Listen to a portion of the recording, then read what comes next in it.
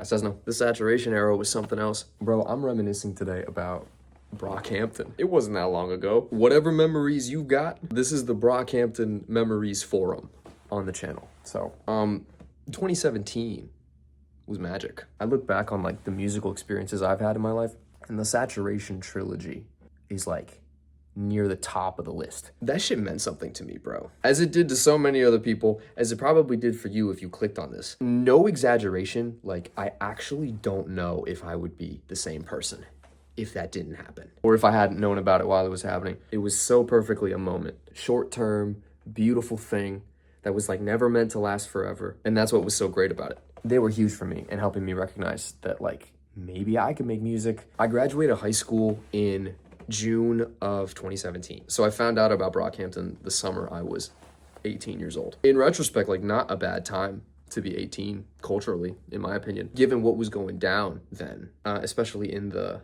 hip hop sphere. At the center of all of that though, in this like crucial period of my life, like the advent of like legal adulthood, though I was hardly an adult at that point, and like arguably still am not an adult, was fucking Brockhampton, bro. There was no artist that was more important to me in 2017 and the spring of 2018 than Brockhampton. And, you know, I should mention, like, they have never been even remotely close to that important to me since then. Of course, I don't mean that in, like, a disrespectful way. I intend for that to communicate, like, for me, the profundity of, like, the saturation thing when it was going down. Haha, story time. In probably June of 2017, I was hanging out with some friends and we were driving around my hometown one night. And in the car, one of my homies was on aux and he said to me, "You know about these guys?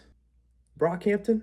And I said, "Nah." And he said, "Okay, check this shit out." And he played Heat. And when I heard Heat, bro, and I heard the fucking beat in that song, and I heard Amir, and then Merlin, and then Dom, and then Joba came on and started screaming, "Fuck you!" I was like, what is this, bro? I vividly recall that what moved me the most on a first impression listening to that in the car was that it was a group and that they all brought like such different energy with that particular posse cut charisma that comes from like one person following another in succession. In that like protect your neck sense, you know? And especially that at some point somebody came on and started screaming was like a revelation. That is one of like the music fan moments that I will never forget. Really, like I exited that car like a different person in some ways. I was like, okay, yeah, instant fan.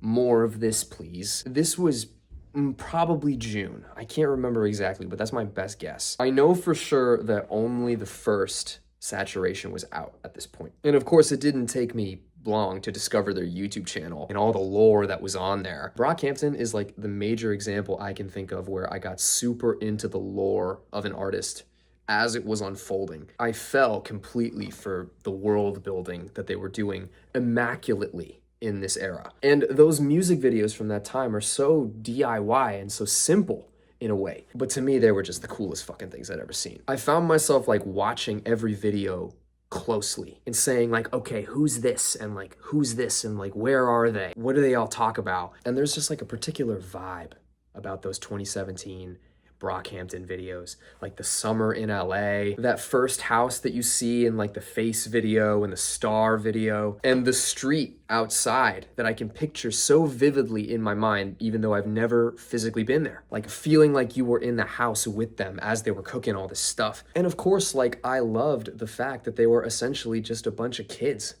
like me, making a bunch of really cool shit in a house, a bunch of misfits, a bunch of non-conformist characters that were like confidently committing their lives to artistry. I became completely convinced, as we all did, that this was the most important group in the world. 2017 is now, of course, recognized and remembered as like a zeitgeist of hip hop. Peak SoundCloud, peak trap, in my opinion, the complete rewriting of the rules of hip hop. But even amidst like all the newness that was like everywhere to be found, I could tell that Brockhampton were a little bit different, you know? I could tell that they stood for slightly different things and that they were unique. And the rollouts, man, they really knew what they were doing with those. Needless to say, you know, by the time they started rolling out Saturation 2, in early August. I was a huge fan. I was totally locked in on it. I remember that shit like the back of my hand. I remember exactly where I was for all of it. They dropped every week. It was Gummy, then Swamp, then Junkie, then Sweet. And when they dropped Sweet, that was the night that they surprise dropped Follow and revealed that there was going to be a Saturation 3. I mean, the way that they built hype was just unlike anything I had ever seen. Not that they were the first to ever do a cool rollout, but it felt like that was one of the ones that I was meant to witness in my lifetime as a young music fan. You could just tell that it was special. My memories of that summer, a really important, beautiful summer in my life, are forever linked to that stuff coming out. I think it was an optimistic summer. I had graduated high school. I was like going to college in the fall. Like I had figured that out. In my life in general, I think I just felt like anything was possible. And Brockhampton was at the center of that. They were a genuine part of that feeling that I had of optimism. And really, it's just so poetic that Saturation 2 dropped on the 22nd of August, which was my move-in day for freshman year of college. So I drove to the campus with my dad the day before, stayed in a hotel, and I got up early that morning in the hotel before we moved me in, and I listened to Saturation 2 for the first time on my laptop. And I'd heard Gummy already, obviously, and the bass first dropped on Queer with Merlin going skrrr, and I was like, this is history, bro. And I am witnessing it right now. Freshman year is entirely tied to Brockhampton for me. I actually cannot imagine that year without them. I was truly a fanboy. Like I was telling everybody they are going to be the biggest band in the world. I remember I convinced some and I did not convince others. I started making music with my closest friends on campus in my dorm that year. And that was all essentially inspired by Brockhampton. Brockhampton convinced me that I could make music. It's simple as that. You could be an ordinary person, a young, disillusioned, confused, unhappy person, and make music that moves people. And you could do that in your house, in your bedroom. The sheer amount of music that they were producing and putting out in that span of time was what made me realize that like that's what I wanted to do. And that's what I needed to do. That year was like the first time I ever made beats or tried to rap on songs, which I had never done before, and did extremely poorly in this period. Matt Champion for me was like that dude.